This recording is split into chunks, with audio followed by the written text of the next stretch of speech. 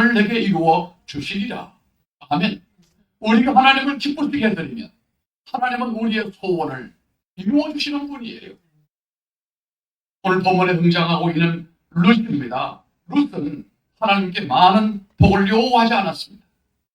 먼저 우리는 룻이 어떻게 이방 여인이, 모압 여인인 이방 여인이 여기 와 있는가? 그 역사는 여러분이 잘 알 겁니다. 나옴이라고 하는 시어머니를 따라서 원래 그 가족이 에베멜렉과 함께 베들레헴에 살았는데 흉년이 옴으로써 그들이 도저히 못 살겠다. 그래서 모압 땅으로 간 겁니다. 그런데 거기서 남편도 죽고 두 아들도 죽어버리고 말았습니다. 두 며느리는 그야말로 과부입니다.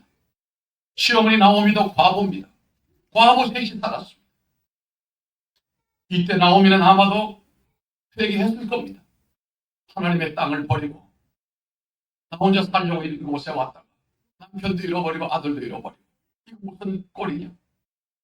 아마 뉘우치는 마음으로 그 며느리들도 친정으로 돌아가라고 보냈습니다. 그랬더니 한 사람 오르반은 돌아갔습니다. 그런데 룻은 돌아가지 않았습니다. 그리고 뭐라고 그랬습니까? 어머니 가는 곳에 내가 갈 겁니다. 어머니 하나님이 내 하나님이 될 것입니다. 그렇지 않으면 내가 저주를 받을 것입니다. 이러면서 달라붙어서 시어머니를 따라오겠다는 겁니다. 사실 나오미는 데리고 오고 싶지는 않았지만 원체 그 마음이 완악하니까, 완전하니까 데리고 고향으로 돌아왔습니다. 여러분 생각해 보세요. 남편도 잃어버리고 두 아들 잃어버리고 자신도 과부요, 며느리 하나도 과부요. 둘이 돌아왔더니 그 무슨 면목이 있겠습니까? 사람들이 나오미가 온다라고 했을 때 나오미가 뭐라고 그랬습니까? 나를 나오미라고 부르지 마시오. 뭐라고 부르라고 그랬습니까? 단물과 썸물 가운데 썸물 마라라고 불렀어요. 얼마나 창피했으면 완전히 바닥을 칩니다. 땅바닥에 완전히 떨어져 버리고 말았습니다. 꼴이 말이 아닙니다. 자신의 집이나 자신의 토지나 이것도 없을 뿐만 아니라 무엇보다도 대를 이을 자식이 없으므로 이런 망신이 어디 있으며 이런 추한 모습이 세상에 어디 있겠느냐 말이에요. 아무런 희망도 없고 현재 삶은 상당히 고통스러워서 하루하루 먹고 사는 것이 힘드니까 이것을 보고 있던 룻이 시어머니를 공양하려고 그때가 보리를 베는 시기이기 때문에 보리를 베는 밭으로 나가서 베고 난 다음에 떨어지는 낙곡을 주스러 갑니다. 여러분, 아무리 우리 삶이 힘들다고 해도 이 며느리하고 고부간처럼 땅바닥에 떨어져 있는 삶을 사는 사람은 없을 겁니다. 비참했습니다. 희망이라고는 하나도 없습니다. 이 땅으로부터 기대할 만한 기대할 것은 하나도 없었습니다. 그러나 우리는 오늘 볼 것입니다. 하나님의 은혜 날개 밑에서는 불가능이 가능하게 됩니다. 끊어진 후손이 이어지게 됩니다. 삶의 부유함이 회복이 되어집니다. 불행의 노래가 찬송의 기쁨의 노래로 바뀌어집니다. 그래서 오늘 말씀의 제목이 하나님의 은혜의 날개라고 했습니다. 이제 우리가 이 말씀을 가만히 보게 되면 이 룻은 자신이 여기 와서 이렇게 어려운 처지가 되었지만, 그러나 내가 이방 여인이었지만 어머니를 통하여 하나님을 알게 되었고 하나님이 머무시는 이 땅에 온 것 자체가 룻에게는 감사하고 기쁨이었습니다. 남들은 뭐라고 하는지 몰라도 하루하루 이삭을 주다가 연명해가 안 가있을지라도 룻의 표정 가운데서 나는 불행하다, 내가 잘못 판단했다, 내 삶이 굉장히 저주스럽다, 이런 모습은 전혀 찾아볼 수가 없습니다.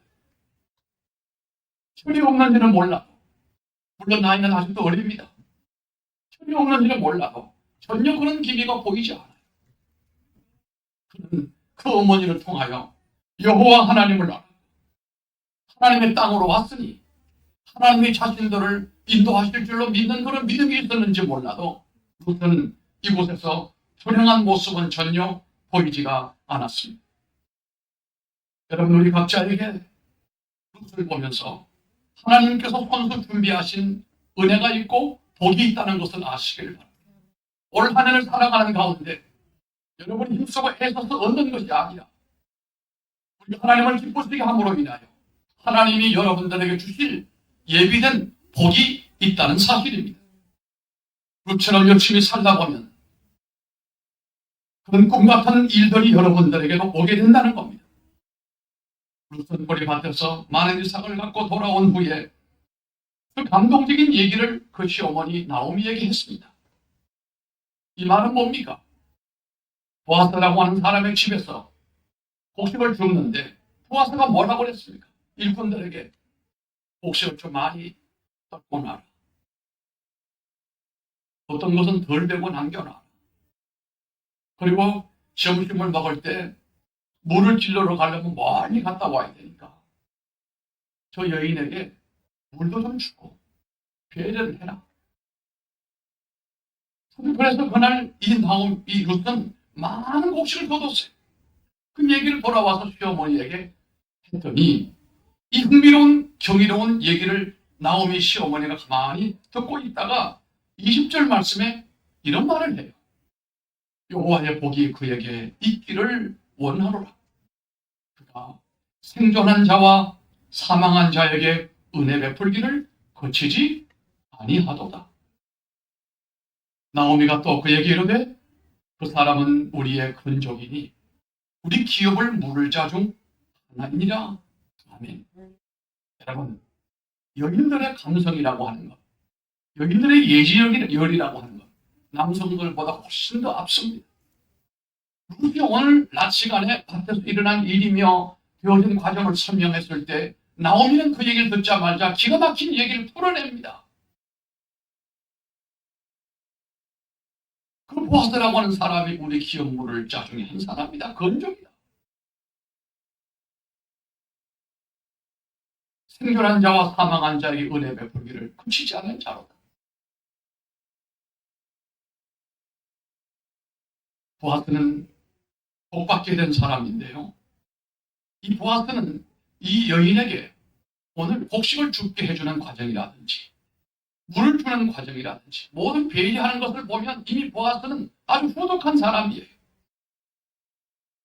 돈 쓰는 것을 보면 그의 인격이 보이고 그의 미래가 보인다는 말이 있습니다. 여러분, 돈을 잘 쓰시기 바랍니다. 움켜쥐고 있다고 하는 것이 능사가 아닙니다. 후하게 아름답게 믿음으로 잘 쓰시기 바랍니다. 교회 모든 돈이나 여러분의 돈에서는 하나님의 성품인 인애가 표현되어져야 됩니다. 인애가 뭡니까? 불쌍한 사람들, 어려움 가운데 있는 사람들, 힘들어 있는 곳에 거기에 여러분이 돈을 쓸 줄 알아야 됩니다. 이게 보아스의 믿음입니다. 보아스는 하나님의 마음을 반영한 물질 관리인이었습니다. 이 사람 얘기를 듣자마자 나오미는 영감이 왔어요. 그의 그 후덕함은 룻에게 도움을 줬을 뿐만 아니라 이 분이 우리 가족을 회복시킬 사람이로다. 이런 영감을 얻게 된 것입니다. 나오미 자신은 율법으로 망하여 인생의 처참한 상황에 놓여 있지만 이 보아스는 율법을 초월한 사랑과 인애로 우리 가정을 회복시킬 자다, 이 말입니다. 당시 이스라엘에는 사회복지 제도가 있었는데 그것이 고엘 제도라고 하는 겁니다. 이 고엘 제도는 기업물을 짜다 이런 뜻입니다. 이것은 신령이 오기 전에 친척의 땅을 잃어버렸거나 대가 끊겨졌을 경우에 대신해서 그 사람의 물질을 채워주거나 땅을 사주거나 끊겨진 대에 자식을 낳을 수 있도록 장가 들어주거나 근데 자기 돈으로 땅을 사주거나 대가 끊긴 그 집의 며느리와 결혼해서 자식을 낳아주어 대를 이어주게 하시는 하나님의 독특한 제도가 바로 사회복지제도요, 고엘의 제도요, 기업물을 자입니다. 결국 자기 돈으로 땅 사고 그 집의 후손까지 낳아주어 가문을 보장하는 것은 하나님의 회복의 사회보장 제도요, 하나님의 인애요, 하나님의 자비요, 하나님의 사랑이거든요. 바닥을 친 인생의 친족의 의무 이상의 사랑의 행위로 일어서게 하는 제도가 고일인데, 그 당시에 보면은 50년째 희년이 되어지게 되면 잃었던 땅도 다 본주인에게로 돌아가고 잃었던 집도 다 회복하게 되어 있는데, 그런데 나오미가 흉년들어서 저 이방으로 갈 때에 그때 10년이거든요. 10년.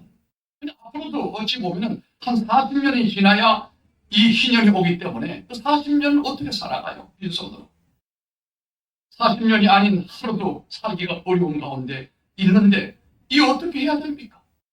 이때 하나님께서 고엘의 제도를 통하여 이 룻에게, 나오미에게 하나님의 은총을 덧입혀 주신 겁니다. 자신의 의무를 초월한 긍휼과 자비를 보아스라고 하는 사람이 행했다라고 하는 말씀입니다. 나오미는 영적 예감으로 말하기를 3장 1절에 보면은 딸아 내가 너를 위하여 안식할 곳을 구하여 너로 복되게 하여야 하지 않겠느냐. 그러니까 시어머니가 며느리에게, 아주 젊은 며느리에게 하시는 말씀이에요. 딸아 내가 너를 위하여 안식할 곳을 구하여 너로 복되게 해야 되지 않겠느냐. 이게 부모 마음이요. 과부로 혼자 살고 있는 대를 잃지 못하는 며느리에 대한 애틋한 마음이단 말이에요. 이러면서 자신의 자부 룻이 바로 이 보아스를 통하여 고엘의 혜택을 받을 것이라 라고 하는 것을 말해줍니다. 2장 3절의 말씀을 보면은 이 말을 들은 룻이 시어머니 말씀대로 순종을 합니다. 몸을 단장하고 보아스가 누운 곳에 가서 발치에 누우라 라고 이르게 될 때 룻은 어머니의 말씀대로 그대로 합니다. 7절 말씀 보니까 그날이 추수하는 날이에요. 타작하는 날이에요. 이스라엘은요, 목축업을 하는 사람은 양의 털을 깎는 날, 농사 짓는 사람들은 타작하는 날이 잔치날이에요. 축제의 날이에요. 7절의 말씀을 보게 되면 추수를 다 마치고 이제 보아스가 즐거운 마음으로 이제 잔치를 마치고 상에도로와 잠자리에 누웠는데 이게 무슨 일입니까? 그 이불 밑에 발치에 웬 사람이 있어요. 깜짝 놀랐습니다. 보아스가 말합니다. 네가 누구냐? 그랬어요. 이때 룻이 9절에 말합니다. 기막힌 말입니다.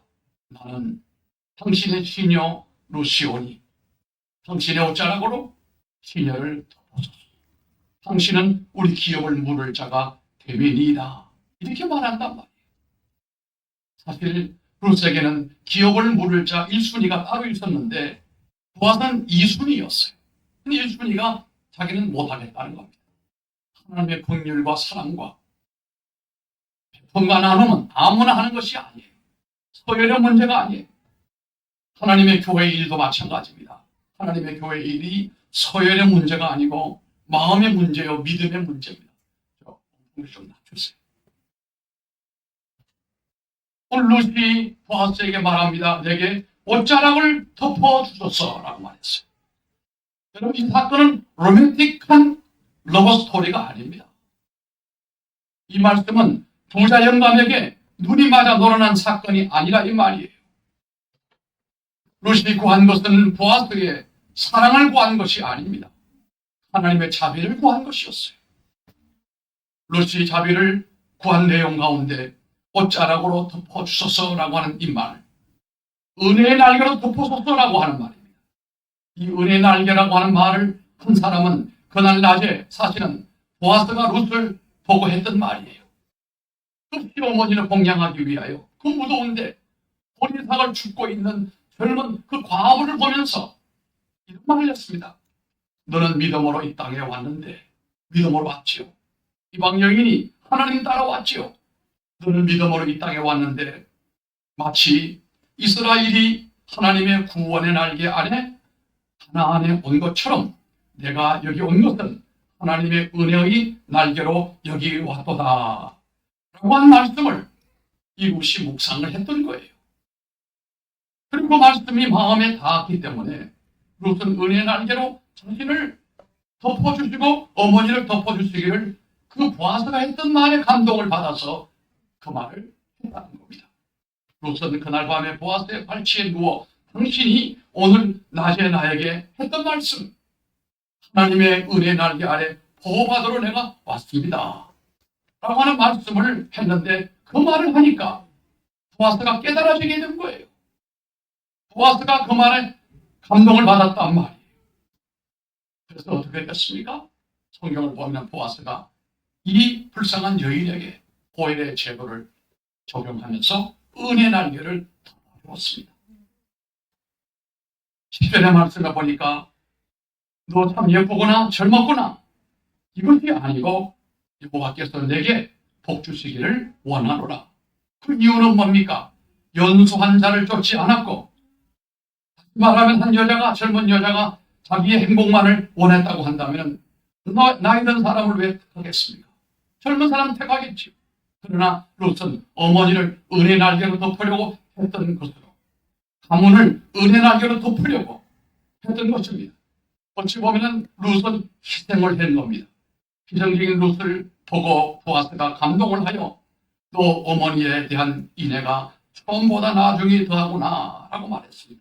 이 말은 자신뿐만 아니라 자신이 그렇게 되므로 어머니를 동양하게 된 것에 대하여 보아스가 감동을 받은 것입니다. 결국 그녀는 보아스를 통하여 아들을 얻게 됐습니다. 그랬더니 동네 사람들이 이 룻이 이방 여인이 와서 이렇게 보아스를 통하여 아들을 낳았다라고 하는 말을 듣고 감동을 받아서 그 여인들이 이름을 지어준 거예요. 이 아이의 엄마나 아버지가, 할머니가 지어준 거 아니에요. 동네 여인들이 기뻐서 이름을 지어준 거예요. 뭐라고 이름을 지어줬죠? 오늘 우리가 읽었잖아요. 이 뒤에 보게 되면 동네 여인들이 뭐라고 이름을 불러줍니까? 크게, 더 크게. 오벳이라고 이름을 붙여줬잖아요. 오벳은 누굽니까?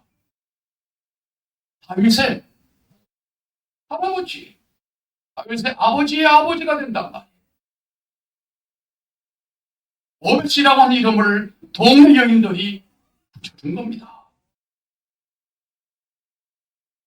가문의 대가 드디어 이어지게 됐습니다. 이제 나오미의 부끄러움도 이제 해결이 됐습니다. 룻의 삶에도 새로운 행복이 넘쳐나게 되었습니다. 이 모든 것이 전혀 가능성이 없었는데 하나님의 은혜 날개가 덮어짐으로 인하여 복이 임했다라고 하는 겁니다. 룻이나 나오미가 이렇게 하나님 앞에 이런 복을 주세요, 내게 이런 복을 주세요 하지 않았습니다. 하나님의 은혜 날개 밑에 들어가 있을 때 하나님이 그들에게 예비된 복을 부어주신 것입니다. 오늘 우리가 하늘을 시작을 하면서 하나님께서 하나님의 집에 있는 여러분들에게 1년을 살아갈 수 있는 힘과 능력과 더불어 복을 부어주실 줄로 믿습니다. 드디어 예수님의 족보에 오르게 되고 룻의 아들이 다윗 할아버지가 되는 이런 놀라운 일이 벌어집니다. 나는 우리 부모님이 뿌려놓은 믿음의 씨앗을 통하여 복을 누리고 있다라고 여러분들 후손들이 말하게 하려면 여러분들이 룻의 믿음으로 살고 나오미의 믿음으로 살아가야 된다는 말씀입니다. 여러분이 믿음 안에서 충실하게 살아왔습니까? 남들을 열심히 섬겼습니까? 긍휼과 자비와 인애를 베풀었습니까? 그렇다면 여러분들에게는 하나님의 축복이 임박했습니다. 제가 어저께 그저께 교회 일을 보면서 교회 역사를 쭉 살펴보았습니다. 50년 전의 역사가 어떻게 되어졌는가? 제가 부임했을 때 어떤 일이 있었는가? 회의록도 찾아보고 주보도 훑어보았습니다. 선교에서 우리가 어떻게 10년 동안 있다가 왔는가? 역사도 살펴보았습니다. 거기서 제가 확인한 게 있습니다. 우리가 판교로 가기 전에도 판교에 가 있는 10년 동안의 역사 가운데 이곳에 왔어도 쭉 내용을 살펴보면서 어떤 분은요, 이 후덕함이 자신도 무슨 넘쳐서 부족함이 없는 게 아니에요. 자신도 부족해요. 그렇지만 후덕한 사람이 있었어요. 아, 이분이 이러구나. 아, 이런 후덕함이 있었구나. 자기 이름 내고 선전하고 관리하는 것이 아니고 이름도 없이 빛도 없이 힘들고 어려울 때 이 보아사와 같이 부족함을 베풀어서 그때는 몰랐지만 저는 그저께 그 이름이 정말로 해같이 빛나는 것을 봤어요. 여러분에게 부족함이 있기를 바랍니다. 하나님께서 가졌던 불쌍히 여기심, 인내하심, 긍휼하심, 자비하심이 바로 보아스가 가졌던 마음이고, 그렇게 살아간 사람에게는 하나님께서 복을 주신다는 말이에요. 어찌 보면 룻도 복을 받았고 나오미도 복을 받았지만 보아스도 복을 받았습니다. 왜 받았습니까? 제가 볼 때는 좋은 아내를 얻은 것도 복이었지만 결국은 자기의 아들이 다윗의 할아버지가 되고 결국 자기는 그 증정조 할아버지가 되는 거 아닙니까? 고조 할아버지. 보아스도 손해본 거 없어요. 보아스도 큰 복을 받았습니다. 어찌 보면 나오미나 루시 받은 복보다 보아스가 받은 복이 더 크단 말이에요. 혼란을 살아가면서 우리는 어떻게 살아가요? 그 중에 한 사람이 보아스입니다. 여러분 보아스처럼 부족함으로 살아가기를 바랍니다. 반드시 하나님께서 복의 싹이 곧 나타나게 될 겁니다. 때가 되면 승진도 이루어지고 성장도 나타나게 될 것이고 좋은 일이 생길 것이고 복된 인연이 나타날 것이고 새로운 수준의 축복으로 비상하는 역사가 일어나게 될 줄 믿습니다. 이제 나로부터 복된 유산이 우리 자녀들에게 후손들에게 흘러내리는 축복의 가문이 다 되시기를 축복합니다. 여러분 오늘 나에게 세상의 물질과 건강이 필요합니까? 아니면 하나님의 은혜 날개가 필요합니까? 하나님의 은혜 날개가 은혜 옷자락이 필요하다면 세 가지를 결정하시기 바랍니다. 바로 루시 했던 것입니다. 첫째는 목욕을 하듯이 자신을 늘 깨끗하게 하시기를 바랍니다. 둘째는 주님의 발치 앞에 엎드리시기를 바랍니다. 주여 오늘 새벽에도 주 앞에 왔습니다. 오늘 주님 앞에 엎드려 있나이다. 이렇게 은혜 날개를 덮어주소서라고 은혜를 구하시기를 바랍니다. 세 번째는 주의 은혜 날개가 필요함을 알고 간절히 구하시기 바랍니다. 그 무엇이 필요한 게 아니에요. 은혜의 날개만 덮어지게 되면 과학적으로 해석할 수 없는 사건들도 벌어지게 되고 힘으로 능으로 할 수 없는 일들이 실현될 수가 있단 말이에요. 그렇게 되면 은혜 베푸시는 주님을 만나게 되고 이제까지 내가 넘을 수 없는 그 한계도 넘어설 수가 있게 되고 여러분들이 올라갈 수 없는 곳으로 올라갈 수가 있는 삶의 놀라운 축복의 업그레이드가 이루어지게 될 줄로 믿습니다. 한번 따라합시다. 주여 은혜 날개로 덮어주옵소서. 우리 교회도 그렇게 기도하시기 바랍니다. 우리 교회에 하나님의 은혜 날개로 덮어주셔야 신년에 하나님이 원하시고 하나님이 기뻐하시는 역사가 일어나는 것 아니겠습니까? 한번 따라합시다. 주여 우리 교회 위에 신년의 은혜 주옵소서. 은혜 옷자락으로 덮어주옵소서. 아멘. 여러분 자리에서 모두 일어나시기 바랍니다.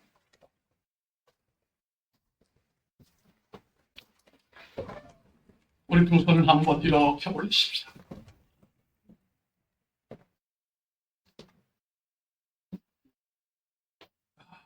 여러분 새해는 밝았지만 나라가 온통 뒤죽박죽이 됐습니다.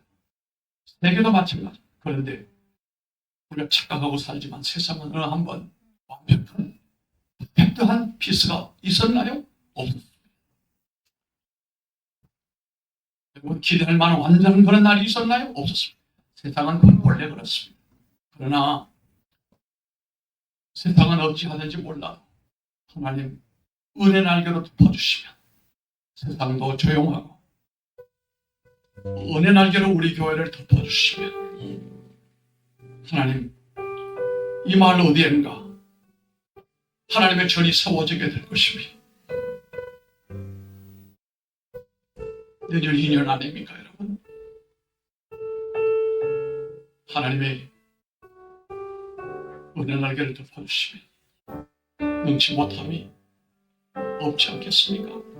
개가 끊겨버리고 남편 죽어버리고 거지가 되어 돌아온 나오미와 롯에게 오늘 찬란한 축복의 문이 열렸던 것처럼 은혜의 날개로 덮어주시면 희년에 우리 교회 하나님의 놀라운 역사가 나타나리라고 믿습니다.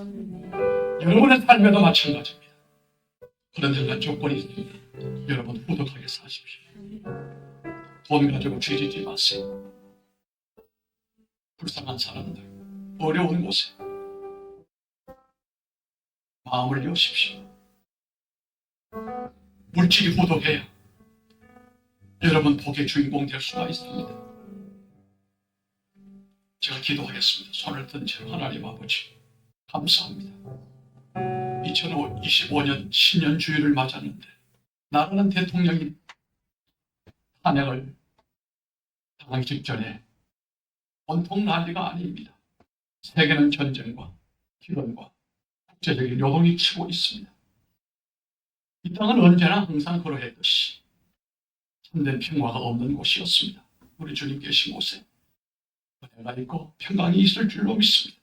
주여, 이 아침에 기도하옵나니 우리 민족 위에 주의 은혜 날개로 덮어주옵소서.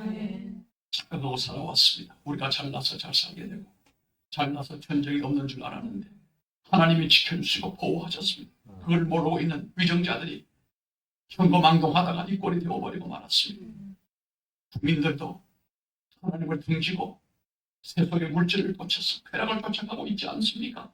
정신 차리고 하나님께로 돌아서는 기회가 되게 하여 주시고 하나님의 보장을 받는 민족이 되기를 원합니다.